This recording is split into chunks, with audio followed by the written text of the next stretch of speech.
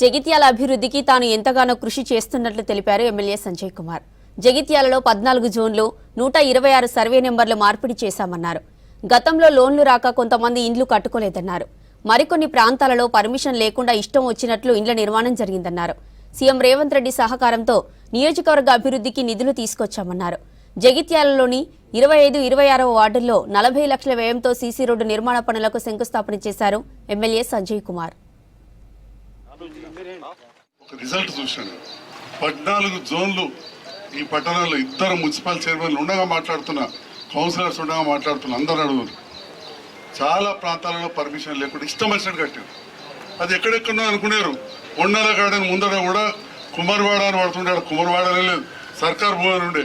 పర్మిషన్లు రాకపోవు, ఏ సర్కారు వాళ్ళు కట్టుకోకపోదు, ఎందుకంటే లోన్ రావాలి. కానీ ఇండ్లు మాత్రం వందలకు వందలు అయిన మాట వాస్తవం కదా. రాజకీయం ఏం లేదు. ఇప్పుడు ఓట్లు ఇట్లా ఉంటే గిట్టే ఇలా ప్రభుత్వం దిక్కున్నా రేపటి నాడు రేవంత్ రెడ్డి గారిని బలపరిచేటోళ్ళని గెలిపివని తిరుగుతా కావచ్చు ఇంట్లోకెళ్ళి, ఏదేమన్నా కాదు ఖచ్చితంగా. ఎందుకంటే మరి ఆ ముఖ్యమంత్రి గారి వల్ల ఇప్పుడు దగ్గర ఏం లేకుండా 34 కోట్ల రూపాయలు డబుల్ బెడ్రూమ్కి తీసుకొచ్చినాం. ఈ 50 కోట్ల రూపాయలతో పనులు మొదలవుతుంది, నడుపుతున్నాయి. పెట్టడానికి ప్రతి వార్డుకు వార్డు ఆఫీసర్ వచ్చారు. ఎవరు కొత్త ఇల్లు కట్టినా కానీ ఆ రూల్ ప్రకారం పని మొదలు పెడితే, రూల్ ప్రకారం లేకుండా పని మొదలు పెడితే టౌన్ ప్లానింగ్ వాళ్ళకు చెప్పాల్సిన బాధ్యత వార్డ్ ఆఫీసర్.